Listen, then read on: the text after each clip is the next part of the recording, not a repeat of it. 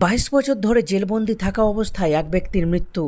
মৃত ব্যক্তির নাম এন্তাজ আলী। তার বাড়ি রানীতলা থানার পূর্ব নাজিরচক এলাকায়।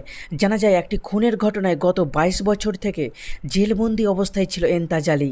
কিন্তু গত বেশ কিছুদিন থেকে তিনি বিভিন্ন রোগে ভুগছিলেন। এরপর 3 দিন আগে সে ভীষণ অসুস্থ হয়ে পড়ে। জেল থেকে তড়িঘড়ি মুর্শিদাবাদ মেডিকেল কলেজ হাসপাতালে ভর্তি করা হয়। তবে শনিবার তার মৃত্যু হয়।